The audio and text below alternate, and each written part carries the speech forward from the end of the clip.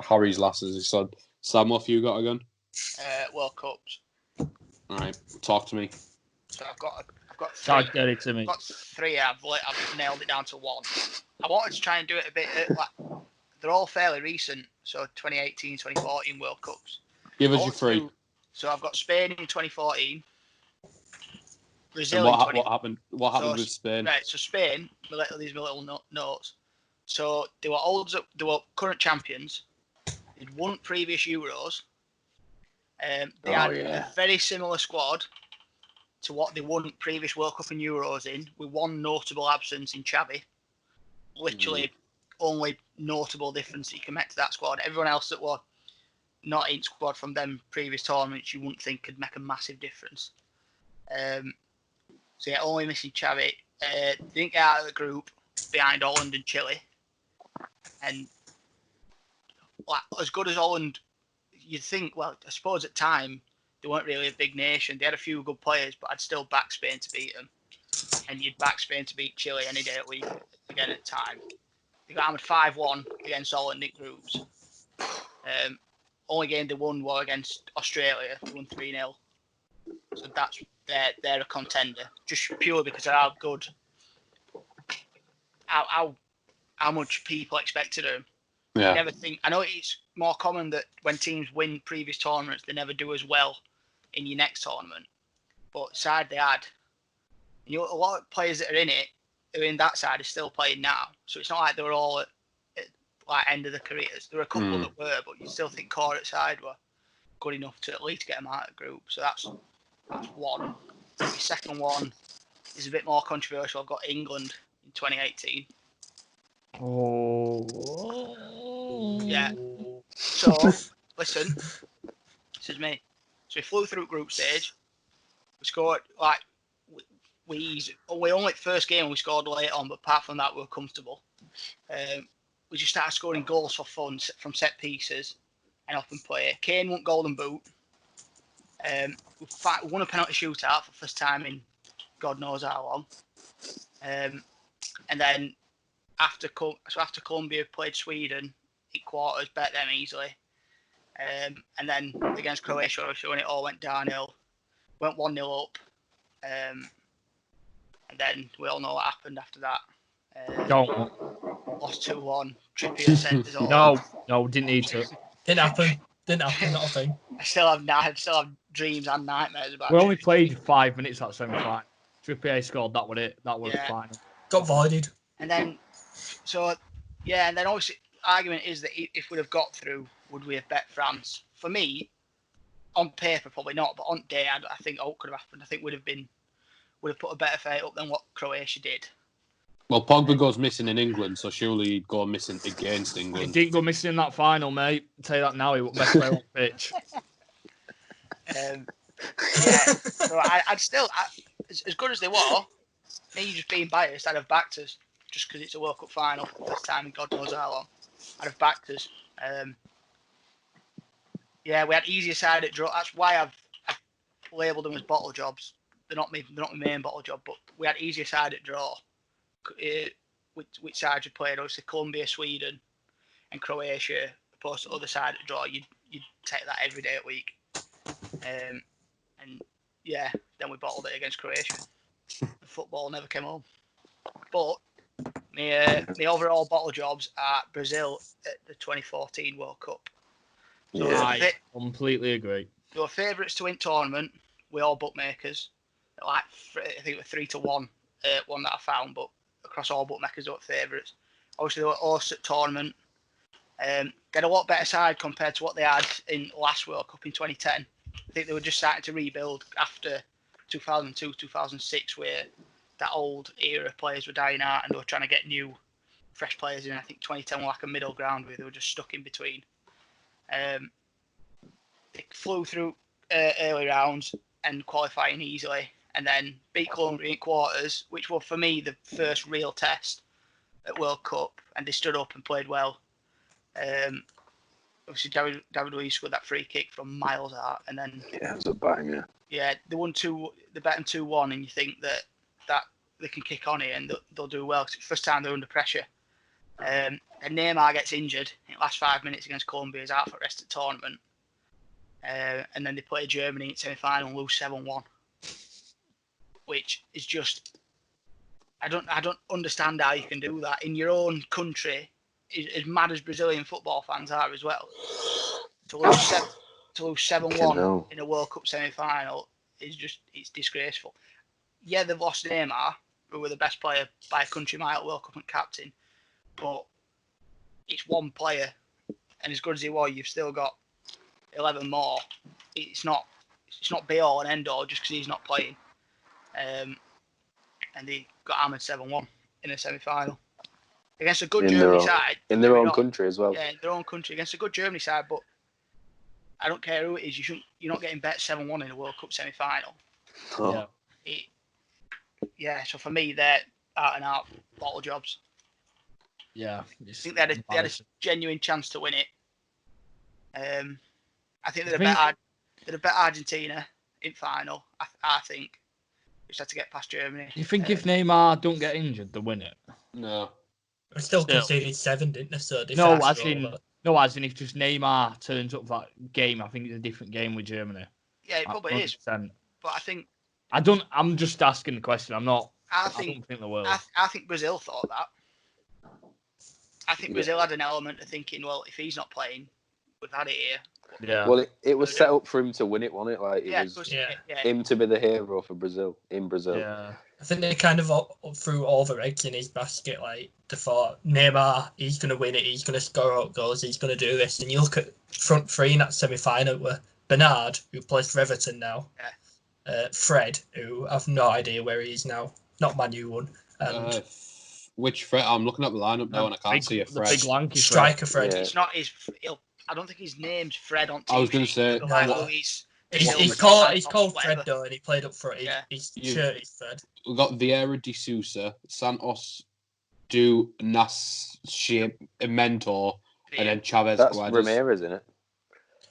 It were Bernard, that Fred, and there was someone else up front with them who were Oscar and Hulk. William.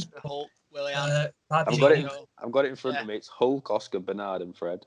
I'm glad you've got like the way we see the names because these. Right, I'm going to go through their full team, right, and tell me like the actual names. Like that's like what we look at. So in goal, you've got Suarez de Espindola. Julio Cesar. Is it? Yeah. Wow. He was it now.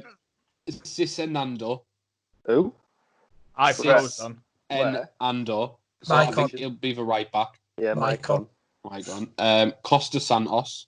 David Luiz. No, that's that. David Luiz is down as David Luiz. Dante. It can't be Thiago Silva because Dante or Dauda. He was number 13. If that helps. Dante and Marcelo played. And then you've got Diaz. Probably Luis Gustavo. Fernandinho. And you've got that Vieira de Sousa, who's number 7. So is that Ramirez then? That's Hulk. Hulk was 7. Then you've got Santos do Nascimento. What number? It doesn't say because he came on as a sub at half time. Half time. That's either. Oh, that's Ramirez. I remember his name. That Ramirez. Then you've got Chavez Guardes. That'll be Bernard. What number? 9. Fred. No, Bernard's to be fair. And then subs, you've got De Oliveira Galvão as the keeper, I think. No. Alves da Silva. Danny Alves. Yeah. Shera Caballino Andrade. Paulinho, apparently. No, Paulinho's number 8. This is number 14. Maxwell, that. And then I like 15 is Bus. That's Henrique, apparently, which sounds more Brazilian than Bus. All right, I'll give you one more. You got D. Carvalho, Andrade, Lima. Hernandez. Lima. Diasis Silva. Joe. Yeah, there you go. That is just. Wow, I don't know why BBC have put the names on like that. Just tell us who we are. Anyway, Sam, carry on. No, that's pretty much it. I just think I don't know how you can fall apart that much in a World Cup semi-final. I know your captain's not playing, but Jesus Christ, 7-1. Like, I don't know how they dare show the faces. I'm surprised they didn't all get chuffing. Like, I'm surprised they didn't get weighted for outside ground by fans. And like that Colombian did when he scored own goal. Like, he got shot, didn't he? Yeah, shot him dead. I watching it back and over like 2 weeks ago, and it were 0-0 till about 20th minute or 25th minute, and it were even game. You couldn't tell who were going to win it, and then all of a sudden Germany just scored time and time and time again. Brazil was getting absolutely sliced open, and they didn't do alt about it. Didn't Andre Schürrle get 2 or something? I remember Khedira and Ozil both having great games. Khedira, Ozil, and Kroos were just taking piss in midfield. It was Muller, Klose, Kroos got 2, Khedira scored, and Schürrle got 2. Yeah. And then, in Brazil they didn't score till 90th minute. Yeah, Ross scored it. Yeah. So it was 7-0 pretty much. I don't understand how that can happen. So I'll ask a question. It makes no sense. Spineless bastards. We're talking about Bottlejobs, and some of your psychology modules might come into this. Was it a case of bottling, or did they just have an absolute mental implosion because Neymar wasn't playing? I think they bottled it. I know there's an element of that Brazil side that will have thought, yeah, right, Neymar's not playing, that's a problem. But if the rest of them 10 players that played with Neymar don't think they're good enough to win the World Cup without him, then they want to get their heads a wobble. In their own country, they flew through to semi-finals. They've got to have some belief, and a lot of them, you got to look at side. Like a lot of that side have won stuff. It's not like they're nobodies. A lot of that side are well-known players in Europe and around the world in football. They've all won stuff before. And I'm just looking at the knockout stages, and this is Germany beat Algeria after extra time 2-1. They beat France 1-0, and France weren't special at that time, were they? No. And then they were in that little transition period, weren't they? And then it's obviously just 7-1, and then if you look at all the other scores, it 1-1s, 2-0s, 2-1s, and then there's 7-1s just there. So it's like something went wrong. Well, they didn't have a strike that tournament, Germany. Yeah, because then Germany only beat Argentina after extra time as well, so it's not like they went on and smashed Argentina.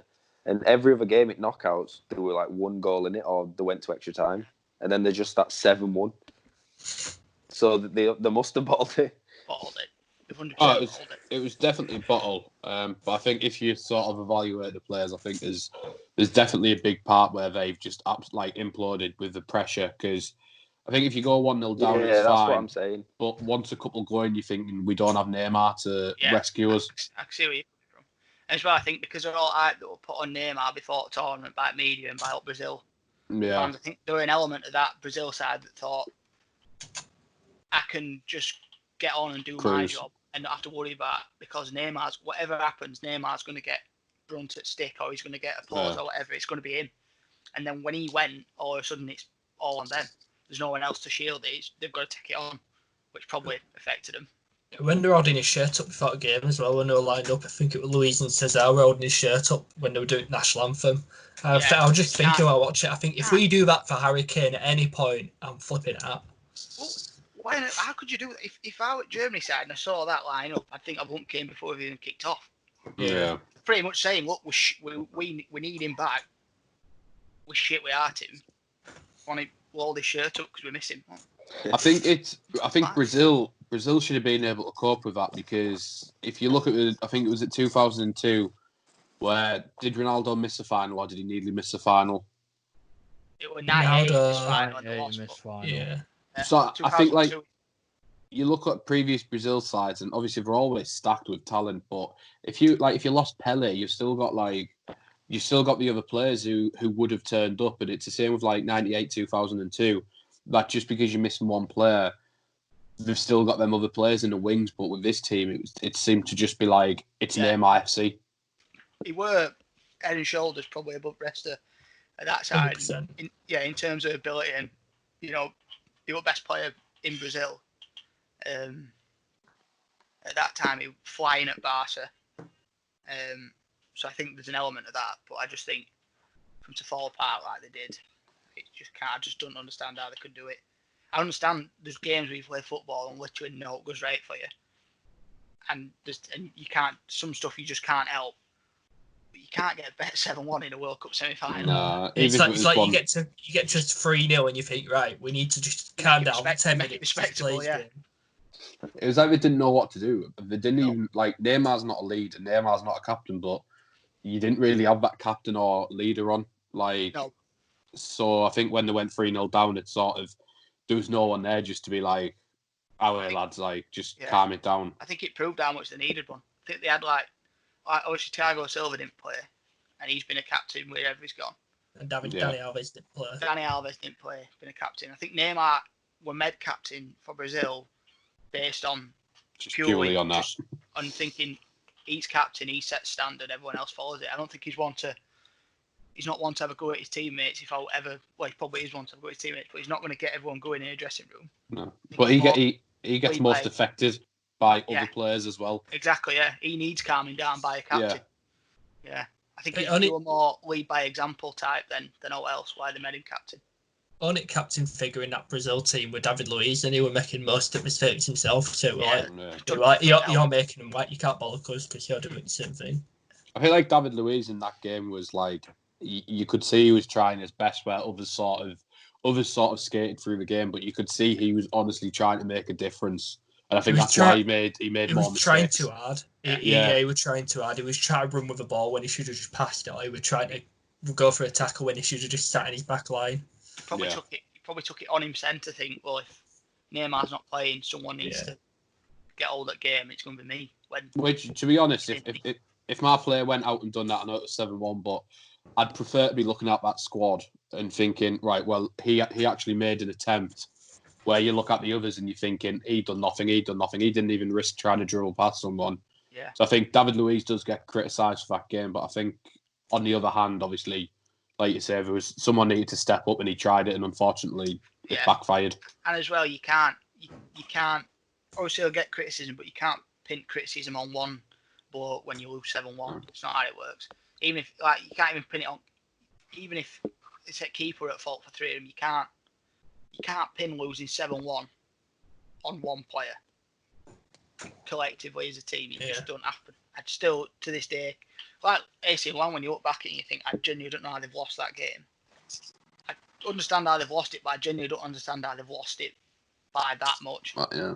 Instead of scoring it last minute as well, that's probably the worst part about it. It could have easily been 7-0.